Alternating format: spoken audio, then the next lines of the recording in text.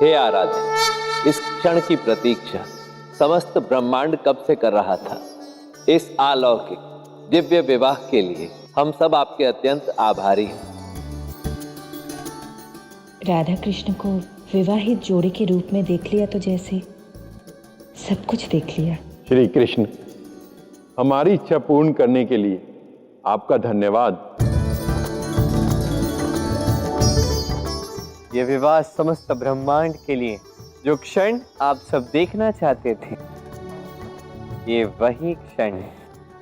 ये विवाह आप सब के लिए है।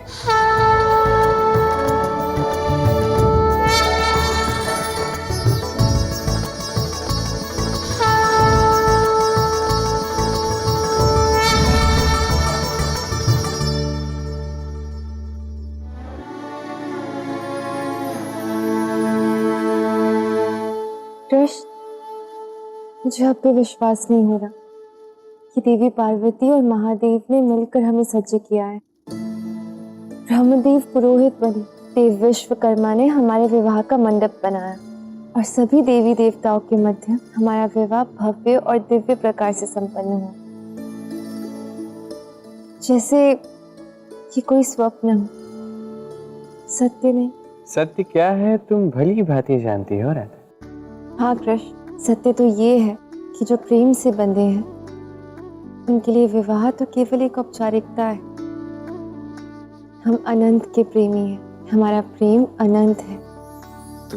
अवश्य उसे विवाह रूप में देखना संसार की इच्छा होगी, किंतु राधा कृष्ण के लिए ये विवाह तो केवल एक स्वप्न ही है, सत्य नहीं, क्योंकि राधा कृष्ण दो नहीं एक ही है।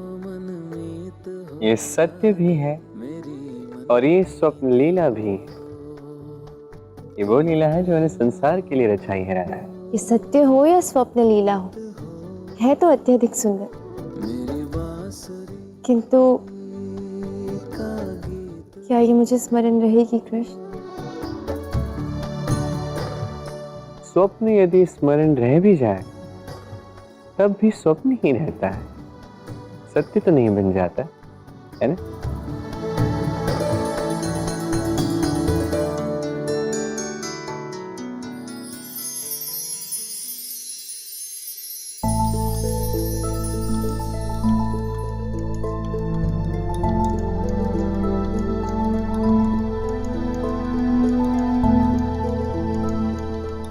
अरे क्या राधे, तुम तब से यहाँ सो रही हो, वो कन्या कब की आई चली भी गई, उसे देख भी नहीं पाई तुम। क्या करती हो? अब मुझे किसी भी कन्या को देखने की कोई आवश्यकता नहीं है। अर्थात वो समय गया कृष्ण जब तुम मुझे फंसाया करते थे। अब राधा तुम्हारे जाल में नहीं आने वाली। मैं समझ गई कि उस दिन सबके समक्ष तुमने ऐसा क्यों कहा था कि दाऊ से पूर्व तुम्हारा विवाह होगा। अच्छा, कितनी अद्भुत और दिव्य स्वप्न लीला रची तुमने। ऐसे एक स्वप्न पर राधा के 100 जीवन बलिदान। ऐसा एक स्वप्न देखने के पश्चात जीवन में कोई सत्य भोगने की इच्छा शेष ही नहीं रही। मन में अथाह आनंद है मेरे, विचित्र सी अनुभूति है, जैसे मेरा विवाह हुआ भी और नहीं भी, जैसे मैं सज हुई भी और नहीं भी, विवाह संस्कार हुए भी और नहीं भी। इतनी अनिश्चितता है फिर भी इतनी प्रसन्न हो। ये सत्य हो या स्वप्न, ये निश्चित नहीं। निश्चित ये है कि कल जितना प्रेम हमारे मध्य था, आज भी उतना ही प्रेम है। निसंदेह। इस स्वप्न लीला के लिए बहुत बहुत धन्यवाद। इसे देखने के पश्चात ऐसा अनुभव हो रहा है जैसे मैंने सब कुछ अनुभव कर लिया। एक ही स्वप्न में सब कुछ अनुभव कर लिया, संपूर्ण हुई हूं मैं, जैसे अब कोई अभिलाषा शेष नहीं। हाँ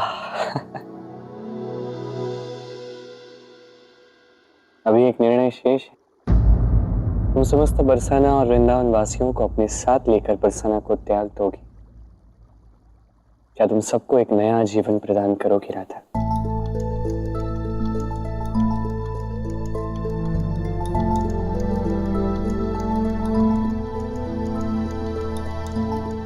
कृष्ण, तुमने स्वयं ही तो मुझे बरसाना और वृंदावन की रानी का दायित्व दिया है ना। यहाँ की धरा, पवन, वनस्पति, इन सभी में उनके प्राण रमे हैं। अब उनके प्राण बचाने के लिए मैं कैसे उनके प्राण छीन लूं कृष्ण? अवश्य, बस एक बार सोच लो। अत्यंत महत्वपूर्ण निर्णय है, उसके परिणाम घातक हो सकते हैं। बड़ा भारी मूल्य चुकाना पड़ सकता है राधा।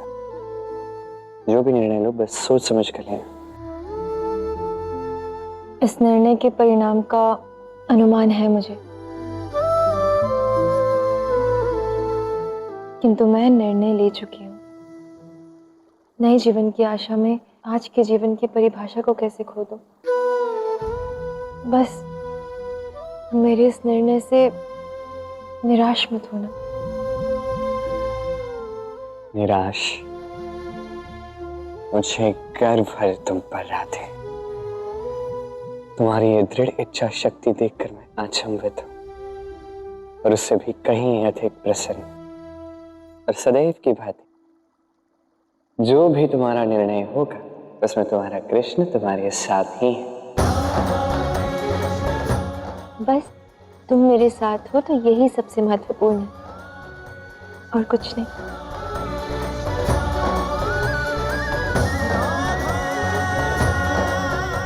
अच्छा, अब रात्रि हो गई है, मुझे चलना चाहिए। और हाँ, इस दिव्य स्वप्न के लिए एक बार पुनः धन्यवाद।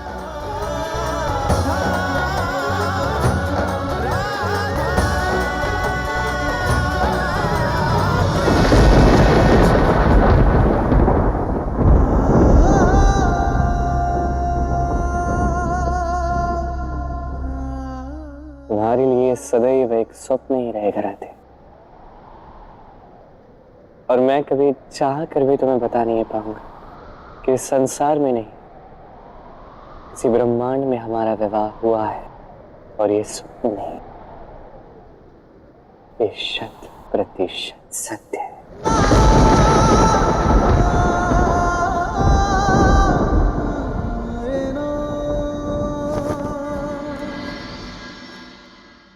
मैं विदर्भ पर विश्वास करके सहयोग लेने आया था, और मेरे साथ विश्वासघात हुआ है। ये अपेक्षा नहीं थी आप लोगों से। ये आप क्या कह रहे हैं मगधराज? आपको कोई भ्रम हुआ है? भ्रम भिक्षुकों को होता है, सम्राट को सत्य दिखता है। जरासंध हूं मैंने स्वयं राजकुमारी रुक्मिणी को मथुरा राज की ओर जाते हुए पकड़ा है। जो मेरे शत्रु कृष्ण को मेरे आक्रमण के विषय में सूचित करने जा रही थी। क्षमा करें सम्राट, किंतु मैं आपको अवगत कराना चाहता हूं कि रुक्मिणी की इस मूर्खता का विदर्भ राज्य से कोई संबंध नहीं था। यह केवल इसका व्यक्तिगत निर्णय था। व्यक्तिगत निर्णय परिवार में होता है कुमार। युद्ध भूमि में एक सैनिक का विद्रोह पूरे राज्य का विद्रोह माना जाता है।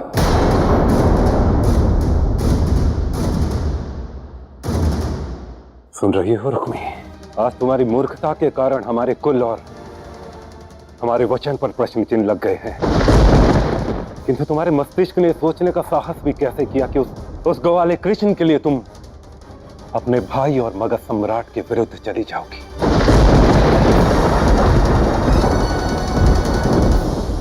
पिताश्री, सब मुझे दोषी मानते हैं, पर आप तो मेरी बात समझिए। मैंने किसी के साथ विश्वासघात नहीं किया है, अपितु एक निर्दोष पर घात होने से रोकने का प्रयास किया है मैंने। मेरी जानकारी के अनुसार कृष्ण ऐसा नहीं है कि वो बिना किसी कारण कंस का अंत करे। हमें उसका पक्ष भी सुनना चाहिए, जानना चाहिए पिताश्री। यदि उसने धर्म के लिए कंस का अंत किया है तो हमें उस पर आक्रमण नहीं उसका सम्मान करना चाहिए। बस! बोलो रुक्मिणी, अगर तुम हमारे मित्र रुक्मी की बहन नहीं होती, मेरे शत्रु को सम्मानित करने के प्रस्ताव के लिए आज इसी समय मृत्यु दंड दे देता। राजा अभिषेक, आपकी पुत्री की मति भ्रष्ट हुई है। ये उस मायावी कृष्ण के जाल में फंस चुकी है। नहीं मगध सम्राट, मैं केवल इतना चाहती हूँ कि हम कृष्ण का पक्ष भी सुनें। केवल कही सुनी बातों पर विश्वास करके इतना बड़ा युद्ध करना ये उचित नहीं है। रुक्मिणी, बस! अब तुम हमें और मगध सम्राट को राजनीति सिखाओगी? राजकुमारी हो तुम। अपने पिता के यहाँ विलास भोगना और किसी राजा की धर्मपत्नी बनकर उसका अनुगमन करना ही तुम्हारा भाग्य है। तुम केवल घर संभालो, क्योंकि राज्य और राजनीति संभालने के लिए अभी हम जीवित हैं। किंतु भ्राता, दासियों, ले जाओ राजकुमारी को अपने कक्ष में दृष्टिबंदी बनाकर रखो। स्मरण रहे, मेरी आज्ञा के बिना राजकुमारी अपने कक्ष से बाहर नहीं जानी चाहिए। स्मरण रहे। पिताश्री, आप कुछ कहिए ना। पिताश्री का मौन ये दर्शा रहा है कि उन्हें मेरा निर्णय स्वीकार है ना पिताश्री?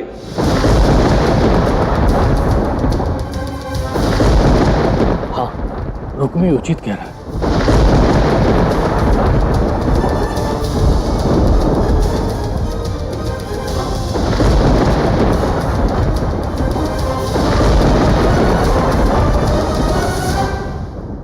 अपनी बहन की इस मूर्खता के लिए हम आपसे क्षमा मांगते हैं सम्राट। क्षमा मांगने में समय व्यर्थ करोगे तो जीवन भर झुके रहोगे। हमें तुरंत उस मायावी कृष्ण पर आक्रमण करना है।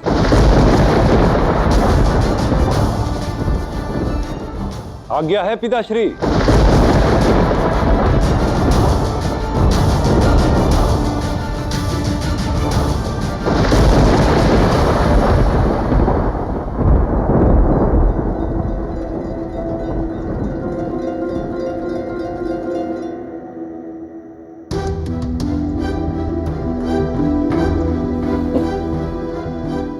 आइए दा।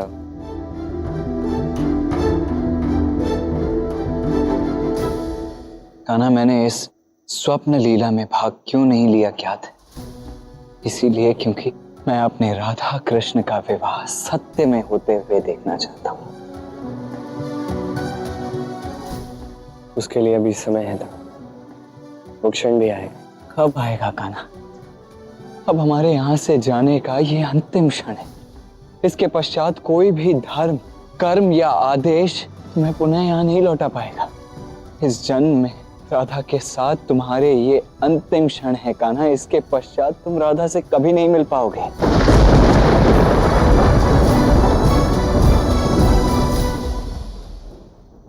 ये नियति यदि दो प्रेमियों में विरह लाती है तो यही नियति उनका मिलन भी करवाती है था। मुझे तो जाना ही होगा, किंतु अब धर्म या कर्म नहीं, राधा स्वयं ही वो माध्यम बनेगी जो मुझे सदा सदा के लिए यहां से भेजने वाला है। कैसे? ऐसे था।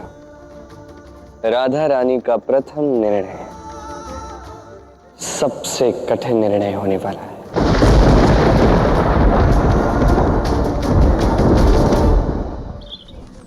महाराज की जय हो। युवराज कृष्ण की ओर से आपके लिए संदेश आया है। महाराज उग्रसेन को युवराज कृष्ण का प्रणाम। आज बरसाना की राधा रानी सारे लोगों के समक्ष अपना अंतिम निर्णय सुनाने वाली है। तब तक मैं यहीं रुकूंगा। यदि राधा रानी का निर्णय आपसे विपरीत हुआ तो मुझे बरसाने में कुछ दिन और रुकना पड़ सकता है, क्योंकि मथुरा पर आक्रमण की स्थिति में सुरक्षा के लिए आप वहां हैं ही, किंतु यदि बरसाने पर आक्रमण हुआ तो यहाँ की सुरक्षा के लिए मैं यहीं रहूंगा। मैं अपने लोगों को संकट की इस घड़ी में अकेला नहीं छोड़ सकता। माना कि कृष्ण शक्तिशाली है, किंतु यदि इतनी बड़ी विशाल सेना ने एक साथ उन पर आक्रमण कर दिया तब वो अकेले उनका सामना कैसे कर पाएंगे? आप निश्चिंत रहिए महाराज। श्री कृष्ण निर्णय लेने से पहले ही परिणाम जान लेते हैं। उनके पास इस समस्या का भी कोई ना कोई समाधान अवश्य होगा, क्योंकि जरासंध कितनी भी बड़ी सेना क्यों ना ले आए, किंतु श्री कृष्ण को पराजित करना इतना सरल नहीं है महाराज। देखिए सम्राट, आपके एक संकेत से इस रुक्मी ने एक ही रात्रि में समस्त विदर्भ सेना को आपके समक्ष प्रस्तुत कर दिया है। यह दृश्य कैसा लग रहा है सम्राट? यही कि यहाँ आके मैंने कोई भूल नहीं की। सेना को आदेश दो कि वो मेरे नेतृत्व में रहे। कृष्ण मेरे जमाता की हत्या की है, मैं उसके एक एक प्रियजन का अंत करूंगा।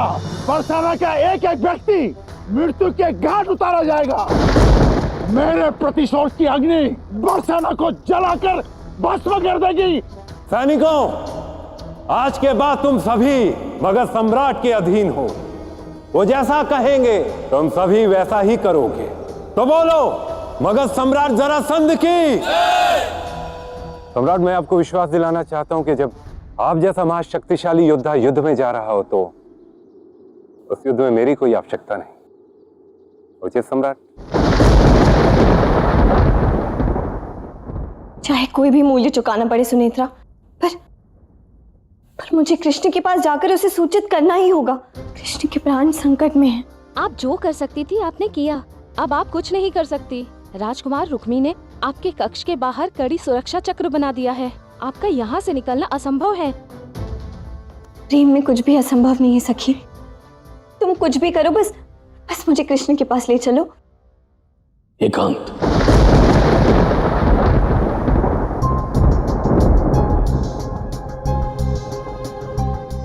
रुक्मिणी, आज तक जो तुमने चाहा मैंने तुम्हें दिया।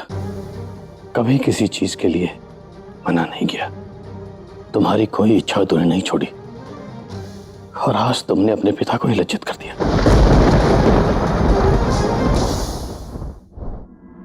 तुम मुझे बिना बताए छुपकर राज्य से बाहर जा रही थी, क्यों? जैसे ही मुझे युद्ध की सूचना मिली, मेरे अंतर्मन ने मुझसे कहा कि मुझे तुरंत जाकर कृष्ण को सूचित करना चाहिए। मगध सम्राट जरासंध और भ्राता रुक्मी भूल कर रहे हैं, पर मैं जानबूझकर दोषी नहीं रह सकती। यदि आपसे आकर अनुमति लेती तो विलंब हो जाता। तुम स्वयं जानती हो तुम्हारा भाई कितना निर्दयी है, और वो जरासंध, वो तो तुम्हारे भाई से भी सहस्त्र गुना क्रूर है। भगवान की दया से तुम अब तक जीवित हो। अगर आज तुम्हें कुछ हो जाता तो? प्राण के भय से, अपने कर्तव्य से राजवंशी कब से पीछे हटने लग गए पिताश्री। कृष्ण का पक्ष सुने बिना उस पर आक्रमण करना अन्याय है, अधर्म है। न्याय अन्याय, धर्म अधर्म, ये सब बलियों के हाथ का खेल है पुत्री। हम जरासंध के अधीन हैं। वो भारत का शक्तिशाली सम्राट है, हम उसके विरुद्ध नहीं जा सकते। मैं स्वतंत्र जन्मी हूं पिताश्री, मैं किसी सम्राट के अधीन नहीं। इसलिए मैं कृष्ण की सहायता करने अवश्य जाऊंगी। ठीक है, यदि मेरी पुत्री मेरे शव को लांग कर जाना चाहती है तो मुझे कोई आपत्ति नहीं। यदि तुमने ऐसा किया तो जरासंध मेरा अंत कर देगा। पिताश्री। हाँ पुत्री, यही कटु सत्य। अब निर्णय तुम्हें लेना है रुक्मिणी।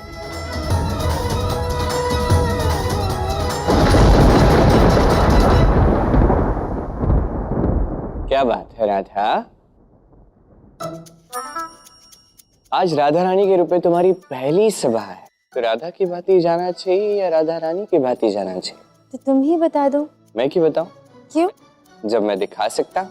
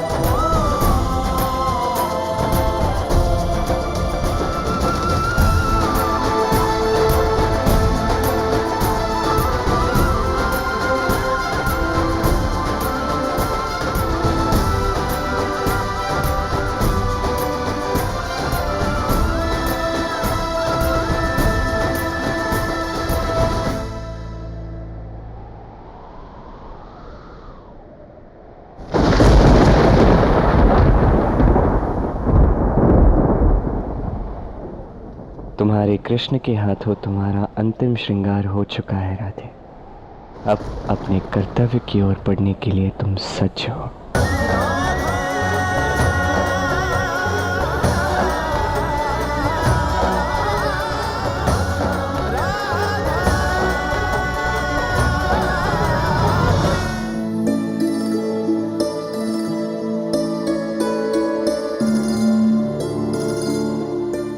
सच कृष्ण, आज तुमने राधा को रानी की भांति सज किया है।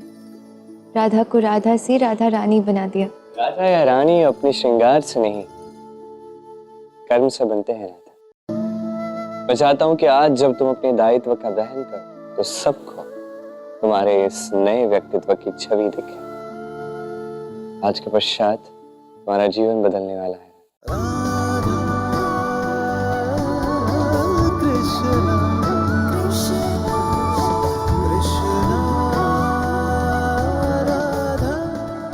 आज तुम्हें एक अत्यंत कठिन निर्णय लेना होगा राधा। अपने मन को दृढ़ कर लो, क्योंकि इस निर्णय का अत्यंत भारी मूल्य तुम्हें चुकाना पड़ेगा।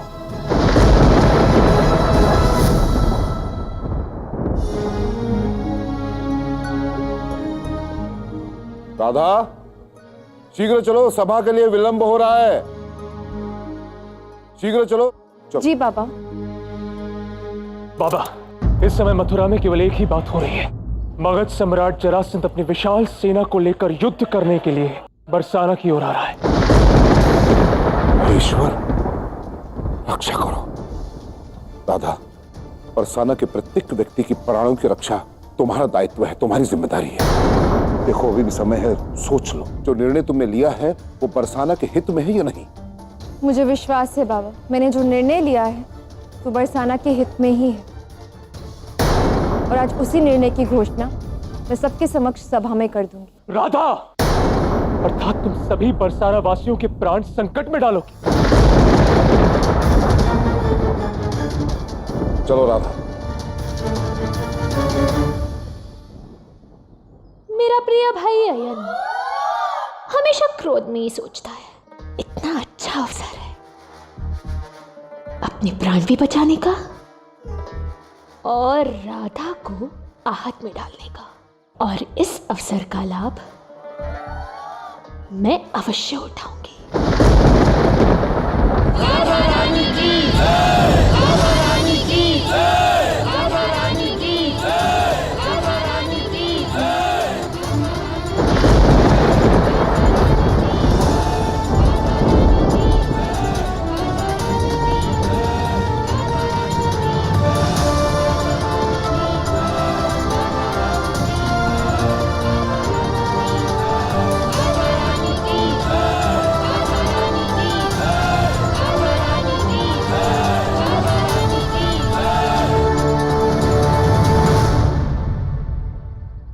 तो कहिए, राधा रानी, जरासंध की विशाल सेना बरसाना पर आक्रमण करने हेतु शीघ्र ही आ रही है। ऐसे में सभी बरसाना वासियों की सुरक्षा हेतु क्या व्यवस्था की गई है? मेरा निर्णय अटल है। हम बरसाना छोड़कर कहीं नहीं जाएंगे।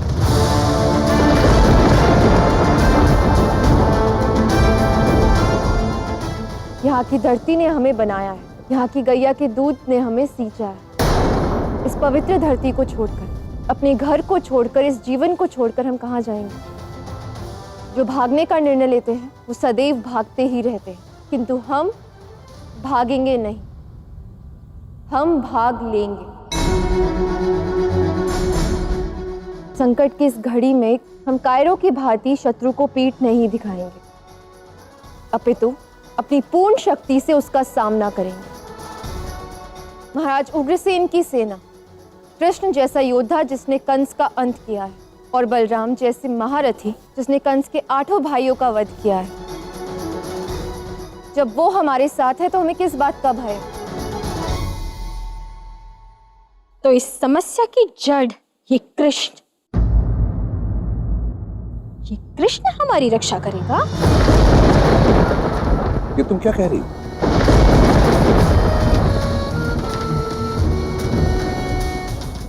वो सत्य आप सब देख नहीं पा रहे।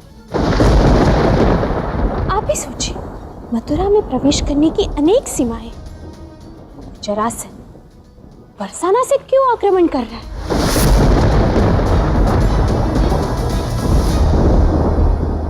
क्योंकि उसका शत्रु हम नहीं, उसका शत्रु ये कृष्ण यहाँ है।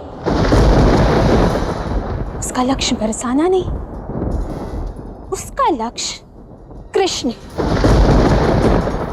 वो कृष्ण जिसने अपने माता पिता को कारागार से निकालने के लिए जरासंध के सबसे प्रिय जवाई कंस का वध किया। वो कृष्ण जिसकी वजह से आज जरासंध की दोनों पुत्रियां विधवा हैं। यदि ये कृष्ण बरसाना में ना हो तो बरसाना की धरा पर कभी युद्ध नहीं होगा। ये कृष्ण हम सबको यहां से निकालने आया है। सत्य तो ये है कि यदि ये कृष्ण यहां से जाएगा तो हम सब सुरक्षित हैं।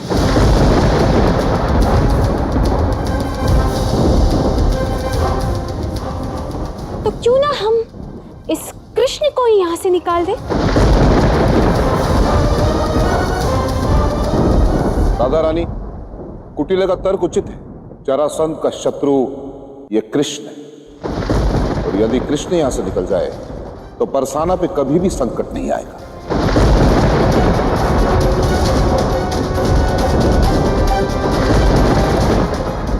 हाँ, कृष्ण को निष्कासित करना होगा। राधा, तुम्ही ने कहा था कि तुम्हारा प्रत्येक निर्णय बरसाना के हित में होगा, और यही बरसाना का हित है। कृष्ण को बरसाना से निष्कासित किया जाए, यही हितकारी, उपयुक्त और उचित निर्णय है। राधा, क्यों बरसाना वासियों? हाँ हाँ, कृष्ण को जाना चाहिए। हाँ, कृष्ण को जाना चाहिए। कृष्ण को भेज दो वापस राधा रानी। हाँ, कृष्ण को भेज दो वापस राधा रानी। हाँ, कृष्ण को जाना चाहिए।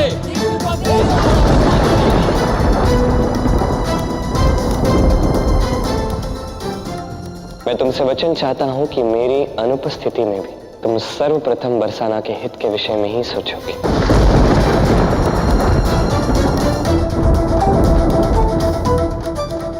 शांत हो जाइए आप सब। निर्णय वही होगा जो बरसाना के हित में होगा।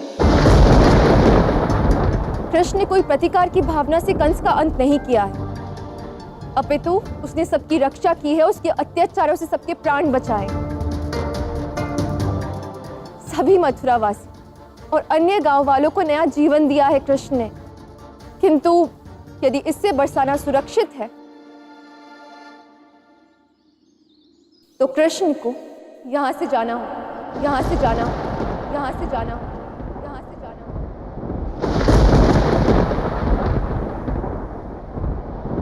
यही राधा रानी का निर्णय है।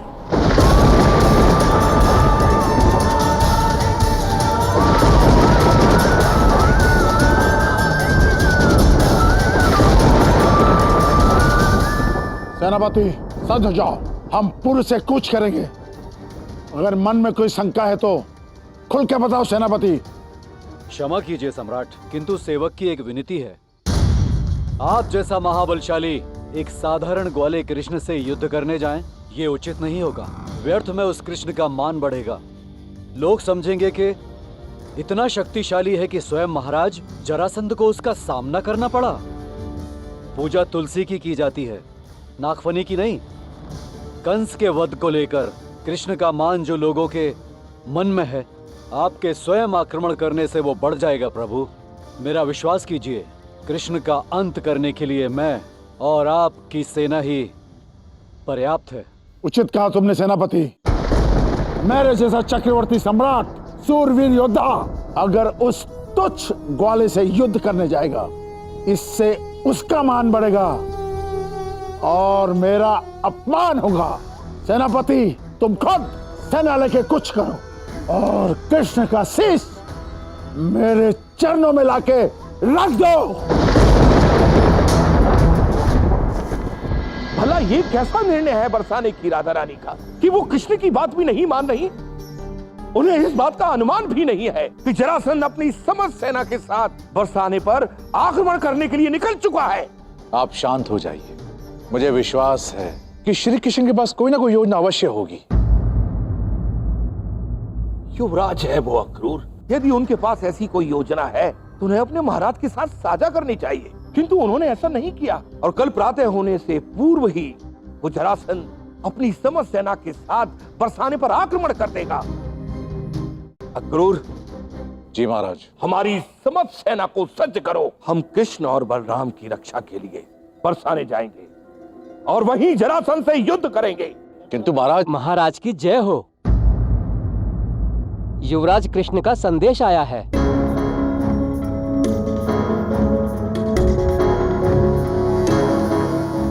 महाराज, कृष्ण ने आपको अपनी समस्त सेना के साथ मथुरा की सीमा पर सज रहने के लिए निवेदन किया है। मथुरा की सीमा पर वो जरासंध तो बरसाने की ओर जा रहा है। यदि कृष्ण ने सेना को मथुरा की सीमा पर सज रहने के लिए कहा है तो युद्ध मथुरा में ही होगा महाराज, बरसाना में नहीं। किंतु ये कैसे संभव है? असंभव को संभव करना श्री कृष्ण के लिए कोई बड़ी बात नहीं है महाराज। हमें यह नहीं भूलना चाहिए कि यही वो तेजस्वी युवक है जिसने 7 वर्षों की शिक्षा 64 दिनों में पूरी की है और कंस का अंत किया है। असंभव को संभव करना श्री कृष्ण को आता है। आप केवल प्रतीक्षा कीजिए और श्री कृष्ण के कथन के अनुसार सेना को सज्ज करने का आदेश दीजिए महाराज।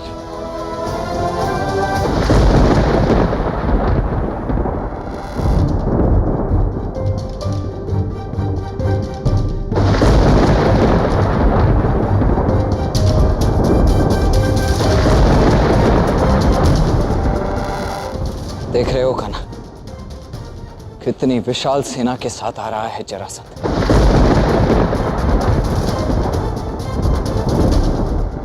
स्मरण है ना, युद्ध के नियमों में विश्वास नहीं रखता जरासंध। उचित और अनुचित से उसका कोई संबंध नहीं है खाना।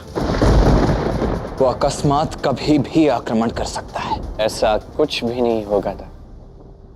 वो यहाँ आक्रमण नहीं करेंगे क्योंकि राधा का आदेश अब आ चुका है। कृष्ण यहाँ होगा ही नहीं। अर्थात हम अभी इसी क्षण सब कुछ छोड़कर यहाँ से चले जाएंगे खान। हाँ था, अब यही होगा। यहाँ से सदा सदा के लिए जाने का समय आ गया है और कोई कोई भी आदेश मुझे पुनः बरसाना नहीं लौटा सकता। राधा का अनंत प्रेम भी नहीं।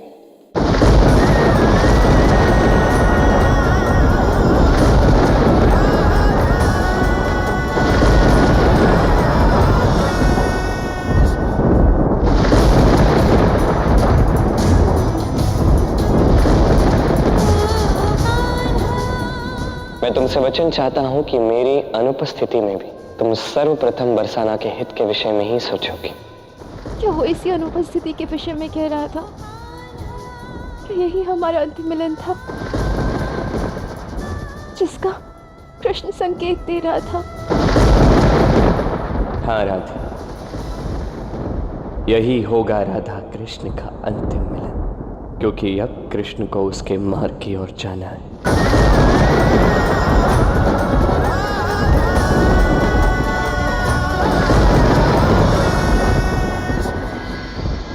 मुझे कृष्ण की बहुत चिंता हो रही है सुनेत्रा। सब कुछ जानते हुए भी मैं उसकी कोई सहायता नहीं कर पाई। कितनी असहाय और विवश हूं मैं। अरे ये क्या, हमारी सेना विजय द्वार पर है और हमारी बहना रो रही है। ऐसा मत करो बहना।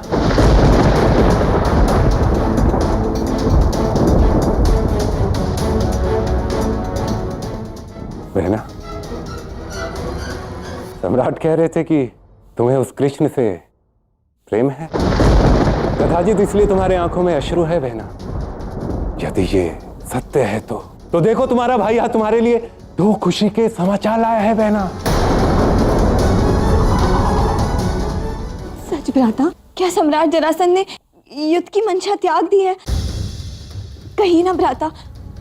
अरे नहीं रे बहना, जरासंध जैसे महाबली एक बार अपने कदम बढ़ा ले तो पीछे नहीं हटते। किंतु तुम चिंतित मत हो बहना, तुम्हारे इन असुरों का कल अंत हो जाएगा, क्योंकि कल प्रातः होने से पूर्व ही उस कृष्ण का शीश सम्राट के चरणों में होगा। भ्राता, भ्राता भगवान के लिए ऐसा मत कीजिए। आप जो भी कहेंगे मैं वो सब कुछ करूंगी, पर ये विध्वंस होने से रोक लीजिए। आप सम्राट जरासंध को रोक लीजिए। नहीं रे बहना, कृष्ण का अंत तो निश्चित और क्रूर ही होगा। उसने मेरी ही बहन को मेरे विरुद्ध करवाया, अपने ही भाई से विश्वासघात करवाया, और अब कृष्ण को दंड के रूप में मिलेगी मृत्यु, और तुम्हें दंड के रूप में मिलेगा नया जीवन। क्योंकि सम्राट जरासंध तुम्हारा स्वयंवर आयोजित करवाने वाले हैं बहना। स्वयंवर? नहीं, कदापि नहीं। आप ऐसा कैसे कर सकते हैं? आप भली भांति जानते हैं कि मैं कृष्ण से प्रेम करती हूँ। प्रेम?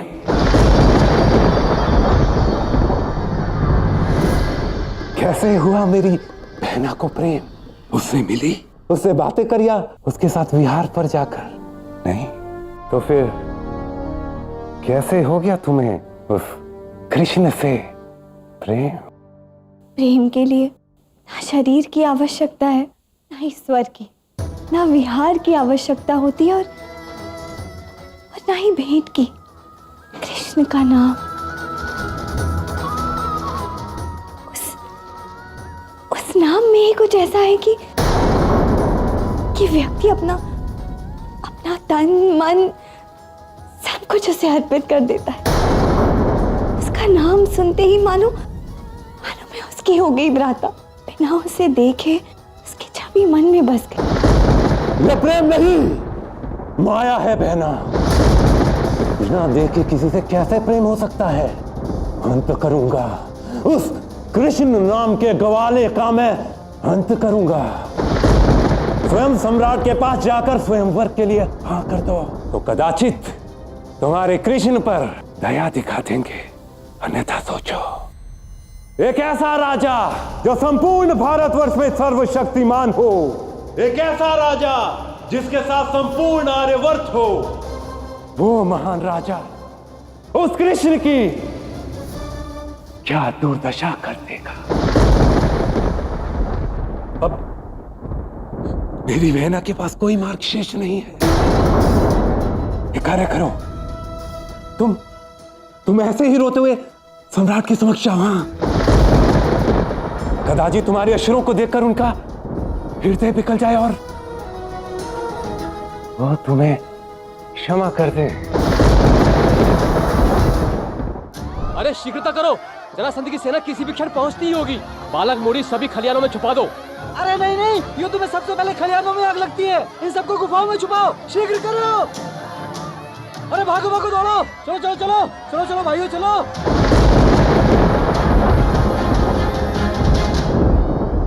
माँ, जरासंध की सेना बरसाना के बहुत निकट आ चुकी है। संभवतः कल प्रातः होने से पूर्व ही आक्रमण होगा। तुम यहाँ क्या कर रहे हो? जाओ, जाकर जरासंध के सेनापति को समझाओ कि कृष्ण यहाँ से जाने वाला है, अन्यथा कृष्ण के यहाँ से जाने के बाद भी व्यर्थ में हम ही पर आक्रमण हो जाएगा। अयन, जाओ, शीघ्र करो। किंतु माँ, अयन के लिए ये सुरक्षित होगा? करना ही होगा। यदि हम महाबली कंस को मना सकते हैं तो जरासंध को क्यों नहीं? और वैसे भी अब सबके प्राणों की रक्षा करने हेतु अब ये एक ही मार्ग शेष है। अब परिणाम चाहे कुछ भी हो, मैं अवश्य जाऊंगा।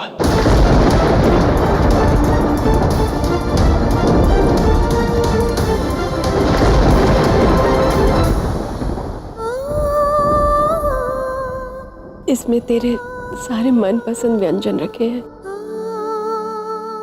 न जाने अब कब मिलन हो। इस बार तो राजा ने तुझे अनुमति दे दी थी, किंतु अब अब न जाने वो अपने युवराज को कब यहाँ आने की अनुमति दे।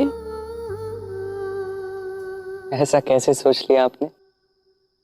इस कृष्ण का अस्तित्व उसके यशोदा मैया से। कृष्ण आपको पुनः अवश्य मिलेगा। तू जानता है लल्ला, बचपन से लेके आज तक मैंने सदैव ही तुझे एक नटखट साधारण सा बालक, साधारण सा ग्वाला समझने का प्रयास किया, किंतु एकांत में जब भी अपने मन की गहराई में जागा तो ऐसा लगता था कि तू साधारण नहीं है। तू अवश्य संसार में ऐसा कुछ करेगा जो समय की सीमा तक हर किसी को स्मरण रहेगा।